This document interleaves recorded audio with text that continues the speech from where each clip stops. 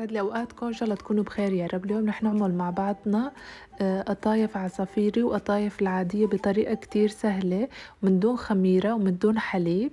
اللي بنحتاجه 2.5 كاس طحين، وعندي هون كاسة سميد ناعم، عندي 4 كاسات مي، وعندي هون 2.5 ل3 معالق سكر، وفي عندي ربع كوب قطر، وعندي هون كمان بيكربونات الصوديو.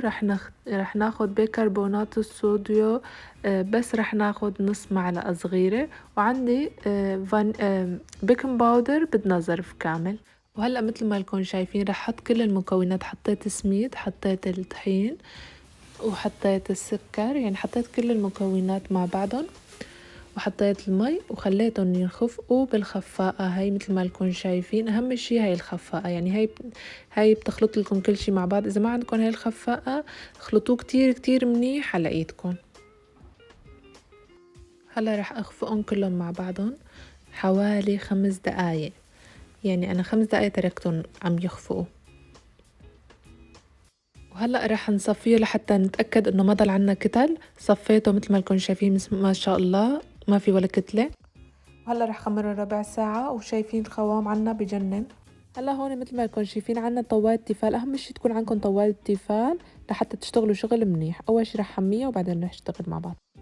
وهلا حطيتها بكبجاية مثل ما لكم شايفين على نار واطية يعني وسط، وخليتها لحتى تستوي كلها، وبعدين حطيتها على محارم مطبخ مثل هدول اللي شايفينهم، تكون وحدة نظيفة، وغطيت عليها.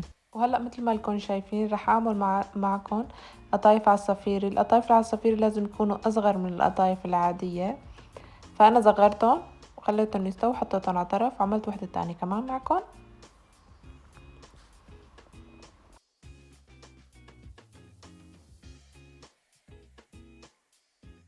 يعني اللهم صل على سيدنا محمد، العجينة بتجنن، شايفين؟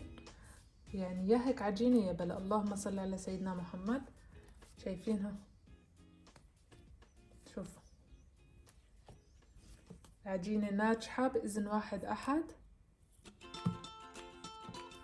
وهلأ رح نحشيها، يلا نبلش الحشي. هون حطيت لتر حليب مثل ما انكم شايفين. هلأ رح احطه على النار قبل ما يغلي بشوي. رح افضي عليه خل ابيض. اذا ما عندكم خل ابيض فيكم تستعملوا خل التفاح. ما عندكم خل التفاح ملح الليمون، ما عندكم ملح الليمون، هاي الاشياء حامض يعني. هلا رح يكون يغلوا. وهلا بلش يسخن عندي الحليب مثل ما انكم شايفين، عم يسخن الحليب.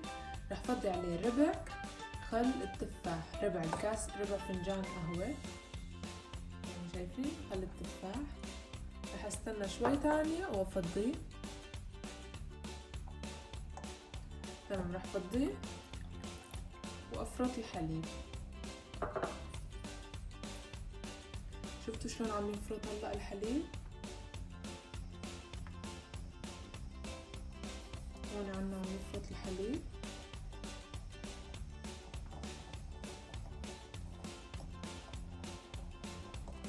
لازم نكون عيننا دايما عليه وننتبه.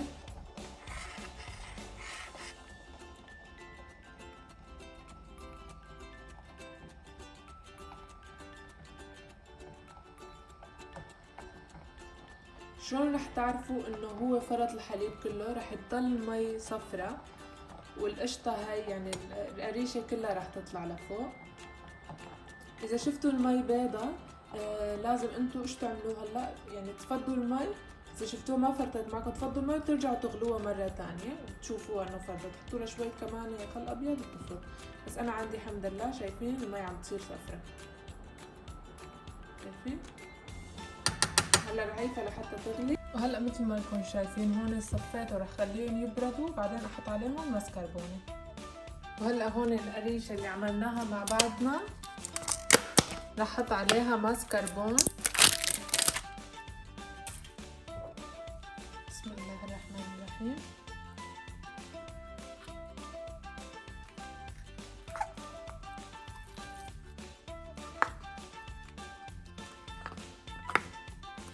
هلا رح اخلطهم مع بعضهم. هلا مثل ما انكم شايفين رح اخلط الاثنين مع بعض. بسم الله.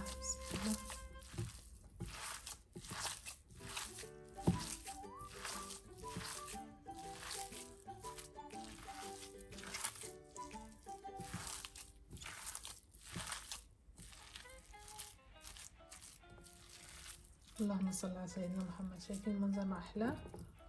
هلا لحتى يسهل علي رح اخذ شوية معلقة هيك، المعلقة اسهل،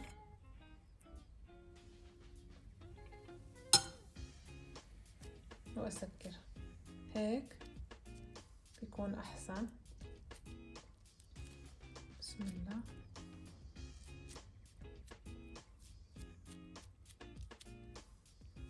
بسم الله الرحمن الرحيم.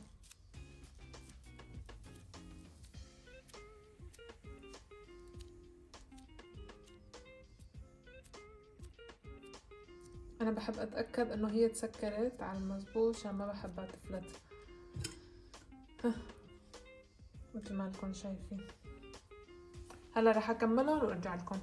وهلا رح نعمل مع بعضنا قطايف عصافيري مثل ما لكم شايفين. اول شي رح نسكرهم من هون، وهلا رح نحشيهم.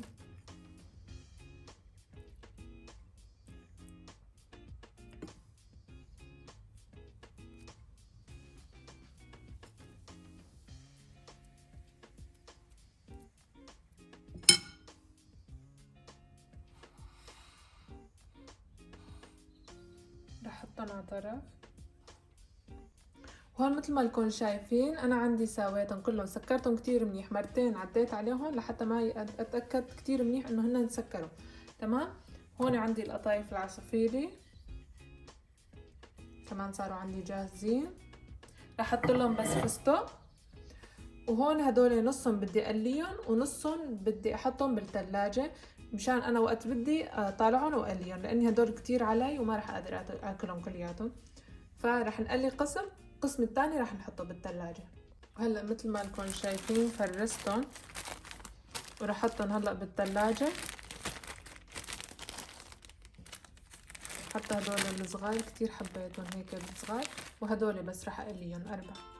وهلا للقطايف العصافيري مثل ما لكم شايفين رح نحطهم بالفستق.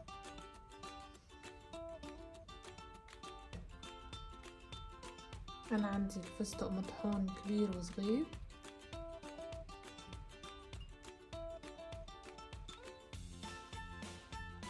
بأي زيت نظيف حطوه.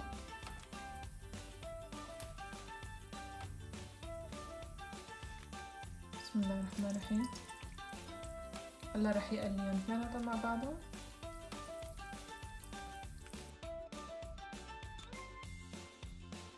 وهلا هون عندي اللي طالعتهم من القطر، طالعتهم من هي رح احطهم بالقطر فورا مثل ما انتم شايفين. بسم الله الرحمن الرحيم.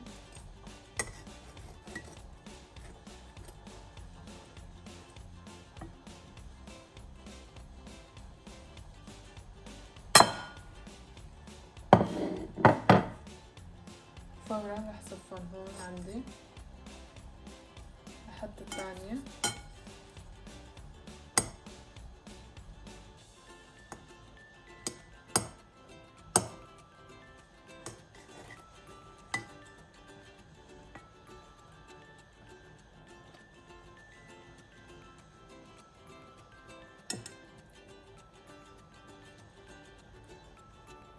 القطر رح اكتب لكم اياه بصندوق صندوق الوصف.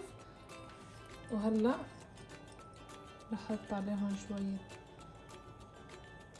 فستق للتزيين، طبعا اختياري هذا الشي.